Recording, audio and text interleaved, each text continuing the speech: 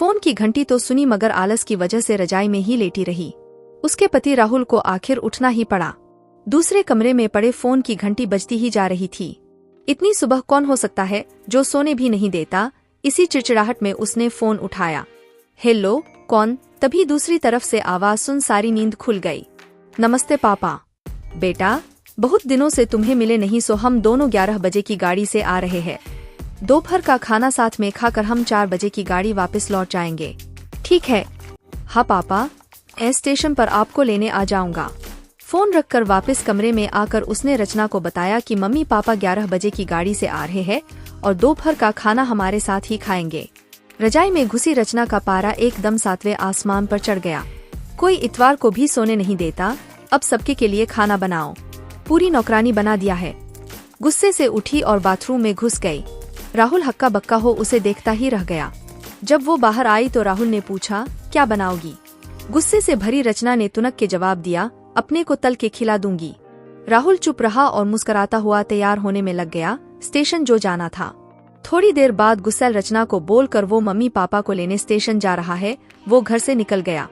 रचना गुस्से में बड़बड़ाते हुए खाना बना रही थी। दाल सब्जी में नमक मसाले ठीक है या नहीं की परवाह किए बिना बस करछी चलाए जा रही थी। कच्चा पक्का खाना बना बेमन से परांठे तलने लगी तो कोई कच्चा तो कोई जला हुआ। आखिर उसने सब कुछ खत्म किया, नहाने चली गई।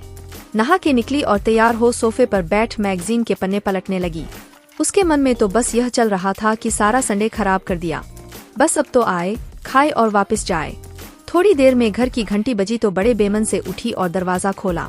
दरवाजा खुलते ही उसकी आंखें हैरानी से फटी की फटी रह गई और मुंह से एक शब्द भी नहीं निकल सका। सामने राहुल के नहीं उसके अपने मम्मी पापा खड़े थे जिन्हें राहुल स्टेशन से लाया था। मम्मी ने आगे बढ़कर उसे झंझोड़ा, अरे क्या हुआ? इतनी हैरान परेशान क्यों लग रही है? क्या राहुल ने बताया नहीं कि हम आ रहे हैं? जैसे मानो रचना की नींद टूटी हो। नहीं मम्मी, इन्होंने तो बताया था, पर चलो आप अंदर तो आओ। राहुल तो अपनी मुस्कुराहट रोक नहीं पा रहा था। कुछ देर इधर उधर की बातें करने में बीत गया। थोड़ी देर बाद पापा ने कहा, रचना गप्पे ही मारती रहोगी या कुछ खिलाओगी भी? यह सुन रचना को मानो सांप सूंघ गया हो। क्या करती? बेचारी को अपने हाथों ही से बनाए अधपक्के और जले हुए खाने को परोसना पड़ा। मम्मी पापा खाना तो खा रहे थे मगर उनकी आंखों में एक प्रश्न था जिसका वो जवाब ढूंढ रहे थे। आखिर इतना स्वादिष्ट खाना बनाने वाली उनकी बेटी आज उन्हें कैसा खाना खिला रही है? रचना बस मुंह नीचे किए बैठी खाना खा रही थी। मम्मी पापा से आंख मिलाने की उसकी हिम्मत नहीं हो पा रही थी। खाना खत्म कर सब ड्राइंग रूम में आ बैठे। राहुल कुछ काम है, अभी आता हूँ कहकर थोड़ी देर के लिए बाहर निकल गया। राहुल के जाते ही मम्मी, जो बहुत देर से चुप बैठी थी, बोल पड़ी, क्या राहुल ने बताया नहीं था कि हम आ रहे हैं? तो अचानक रचना के मुंह से निकल गया, उसने सिर्फ यह कहा था कि मम्मी पापा लंच पर आ रहे हैं। मैं समझी उसके मम्मी पापा आ रहे हैं।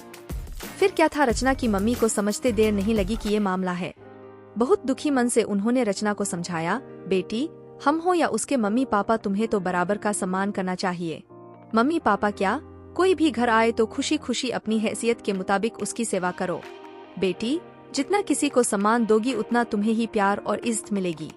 जैसे राहुल हमारी इज्जत करता है उसी तरह तुम्हें भी उसके माता पिता और संबंधियों की इज्जत करनी चाहिए।